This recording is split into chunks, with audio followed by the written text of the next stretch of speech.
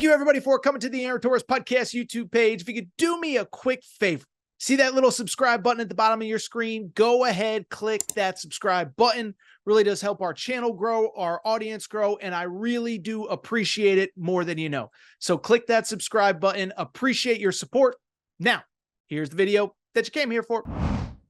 Sunday afternoon at high noon, UConn versus St. John's, the defending champs versus the upstarts. St. John's is at home after winning at Gamble Pavilion just a few weeks ago. I think a lot of America was hoping for a little bit of a better game. I kind of told you it probably wasn't coming, and it certainly didn't, as St. John's smacks UConn. Final score 89-75. You know, UConn had a moment in the second half where they cut it to 9, but it really wasn't close. It really wasn't competitive. All the credit to St. John's, but I hate to say it, the story, in my opinion, is the UConn Huskies. What's next, not only for the rest of this season, but I think for really going into the offseason as well. First off, we'll take a half a second to talk St. John's. I'll be real, St. John's fans, I'm sorry I'm not going to give you your flowers today. I don't know what else there is to say about your team that we haven't already said. They're 24-4. They are now a game away from clinching a share of the Big East title. If they win and Creighton loses their next game, they will win outright the Big East title. They're one win away from having their first Big East title since 1992. It's the best story in college basketball. Rick Pitino is my runaway national coach of the year. No disrespect to Bruce Pearl or some of the other guys atop that list, but to take a program who was literally dead 2 years ago and turn them into a team that is looking like a Big East regular season champ, probably about a 2 to 3 seed in the NCAA tournament. It's as good as we've seen. And I'll even say this is like, as the guy who advocated harder for anybody for Rick Pitino to get this St. John's job about 2.5 years ago now, even I didn't think he'd be this good. Like, I thought he'd get them to relevancy. I thought he'd get them to NCAA tournaments, but year 2, to be about to win the Big East regular season title, it is unbelievable. I think we'll probably talk about it a little bit more as we get closer to St. John's actually clinching that Big East title. Again, they could have won a share of it had Creighton lost today. They won. But instead, what I do want to do, we got to talk a little bit about the UConn Huskies, okay? Because it's been an up and down season. It's been back and forth. But I also think today, Sunday, was the crystallization. This isn't the team that we thought. This isn't who we expected. And it is. I don't think a flip is going to be switched in March. I don't think there's anything other to say than it's been a little bit of a wasted season, a little bit of a disappointing season. And yeah, there's no other way to put it. This has been a disappointing season, and UConn fans have a right to be frustrated. So first of all, a couple things. I know what everybody's going to say in the comments or in the chat or in whatever. Oh, Torres, you hype up the Huskies more than anybody. And it's like, it's true. I'm not going to lie. Preseason, I had them in the Final Four. And I think even about like 2.5, 3 weeks ago, I was trying to get people excited. Like, this team could turn a corner. Because if you remember, what was it, about a month ago now, they win at Marquette. Marquette at the time was in first place in the Big East. You're like, oh, that's a big win.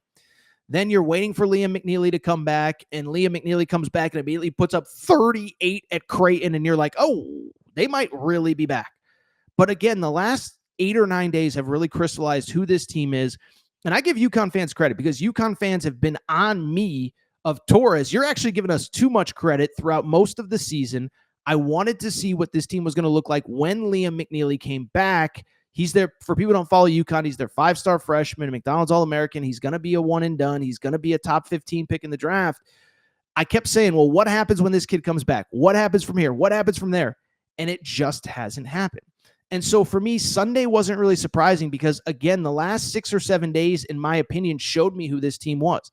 You go on the road at Seton Hall, the worst team, not only in the Big East, but maybe in all of Power Conference basketball, and you lose in overtime to that team, that is not only not good, that is one of the worst losses that anyone has taken all year of anybody, that's been kind of in the short conversation atop the world of college basketball. Okay. I'm sure there's bubble teams that have worse losses. I'm sure, somebody has a worse loss somewhere.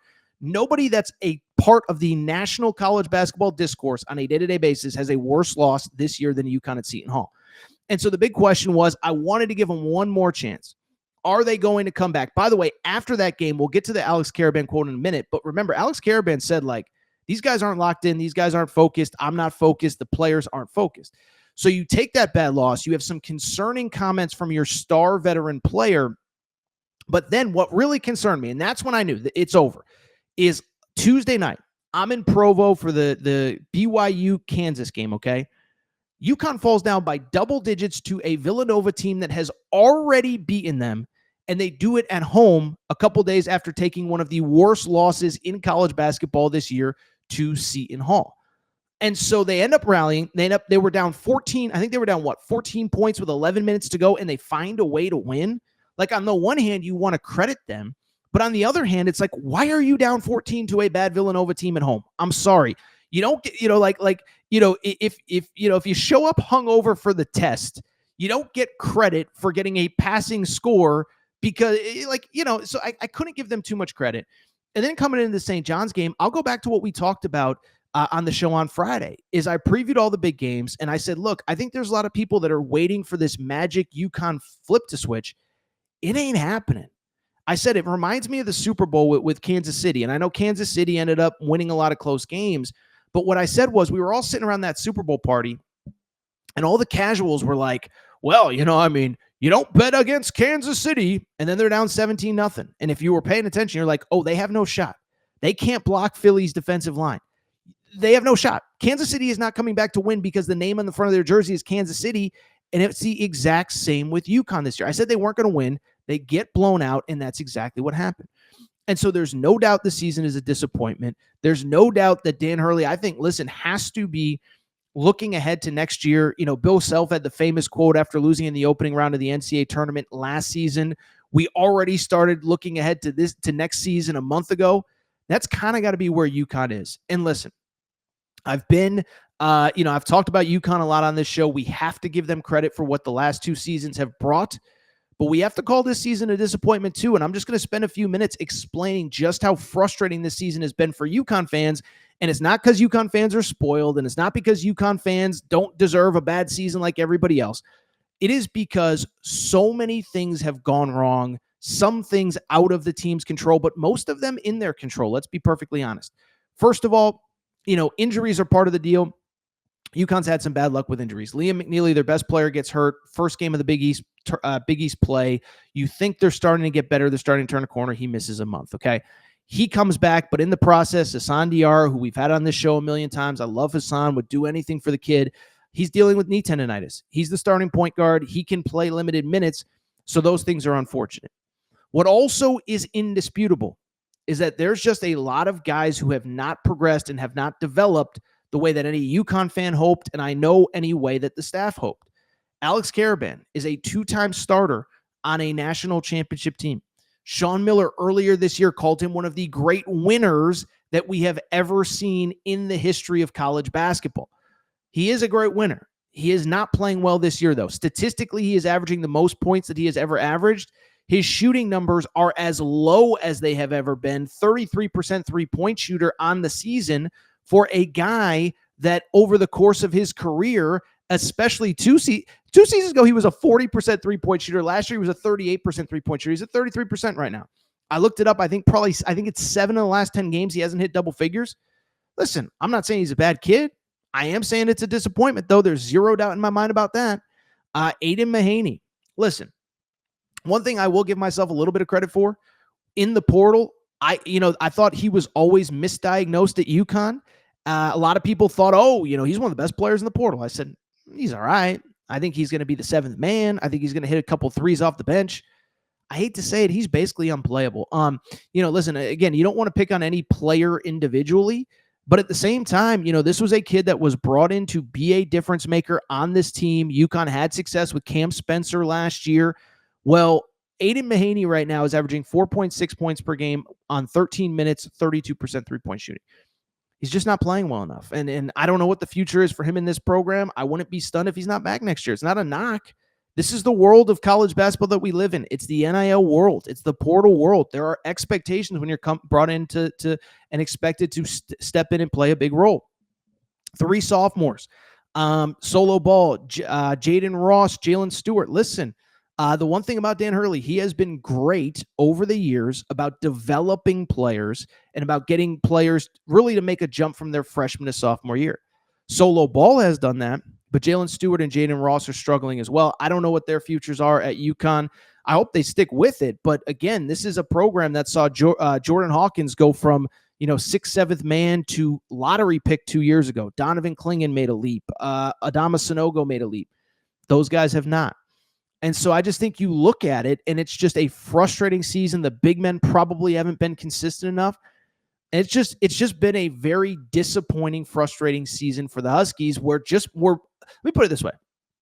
A lot more stuff has gone wrong than has gone right. Now, I haven't looked at the chat, but I know what people are going to say. Torres, how are you going to blame the players? Where is the blame on the coaches? Well, producer Matt, do we have the clip or the tweet or whatever of Alex Caravan last week after the Seton Hall game? Because he said something that was jarring to me. He said, and this is a direct quote from his press conference, "Us players don't take every game seriously and don't treat every game life or death the way that the coaching staff does, and it's our fault. It's completely on the players. We didn't show up ready to play. We were soft the entire game, and it's on us." And so everybody wants me to bash Dan Hurley, and why is he doing this? And he's overrated. And Torres, you give him too much credit, and you won't criticize him.